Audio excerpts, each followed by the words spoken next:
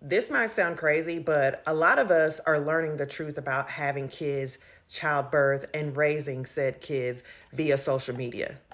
And it's hitting a lot of us like a ton of bricks, honestly, because it's something that has been glorified since we were little girls.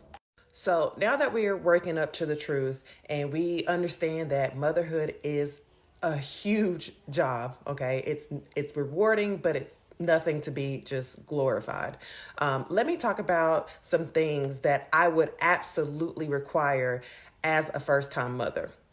And just as a disclaimer, this will not be a conversation about married women versus baby mamas because a lot of y'all have that as the only requirement as a first time mom is to have that ring and still end up burnt the hell out. So now that we've got that covered, number one, I would require to not have to work at least by the time I got to my second trimester. So, whether that means that you have a provider that is your partner, that is making sure that things are taken care of financially so that you can, focus on, nurturing and the health of the baby, or that means you've been building a savings account because you know that you're going to potentially have to do it alone. Whatever that means, I would not be working all the way up until my due date. And I know that's going to get a lot of y'all's panties in a bunch. I don't care. I'm well aware of what the average salary is. I'm well aware that it's taking two incomes to provide for a family.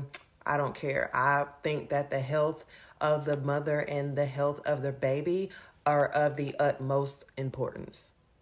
The second thing that I would require would be some form of regular help with childcare, whether that means a full-time, nanny.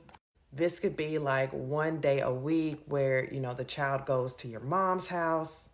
Hopefully, your man is in a position where he can come home and maybe take over for a day on the weekend when he's off. Whatever it is, it needs to be regular, scheduled, and planned. And number three, life insurance on yourself and your partner. Even if you're a stay at home mom and you have a provider in your life, what happens if something happens to that person? Now what?